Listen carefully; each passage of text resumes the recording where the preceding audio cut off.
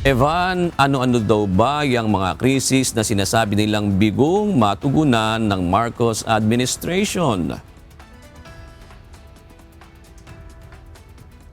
June, ayon sa mga Makabayan Block, ilan sa mga pangunahing issue na dapat bigyan diin ni Pangulong Ferdinand Marcos sa kanyang nalalapit na State of the Nation address ay itong mga krisis sa ekonomiya at malawakang korupsyon sa pamahalaan na patuloy umanong nagpapahirap sa mga Pilipino.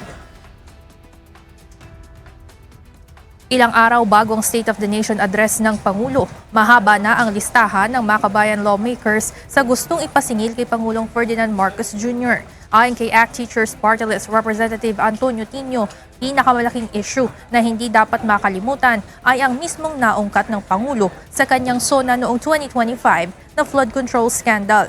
Ayon sa mambabatas, tila selective umano ang pagpapanagot sa mga sangkot sa trilyones na korupsyon sa gobyerno. Bakit walang malaking isda? Dahil ang pinakamalaking isda sa flood control ay si BBM mismo.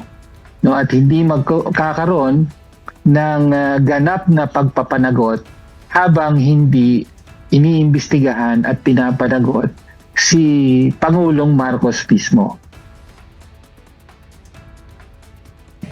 Isa rin sa issue na nais matalakay ang kawalan umano ng independent foreign policy ng Pilipinas dahil pabor umano palagi sa Amerika ang mga polisiya ng bansa, gaya ng pagpayag sa pagtatayo ng Pax Silica Initiative sa Central Luzon. Sa bahagi naman ng Gabriela Women's Party List, panawagan na tanggalin ang value-added tax at agarang aksyon sa mataas na bilihin, lalo na sa pagkain at utilities gaya ng kuryente, lalo na at may mga ulat ng overbilling sa mga consumer. Habang ilan naman sa iginigiit ng Kabataan Party List ay ang pagpapatigil sa red tagging, maging ang maayos na impeachment trial ni Vice President Sara Duterte. June, para sa Makabayan lawmakers, bigo ang Administrasyong Marcos na maiangat ang buhay ng mga Pilipino sa mga kasalukuyan nitong pulisiya pagdating sa ekonomiya.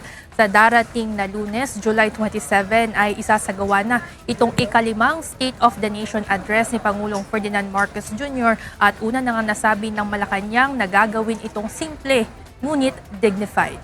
Yan muna ang update. Balik sa inyo dyan, June. Maraming salamat, Evan Alvarez.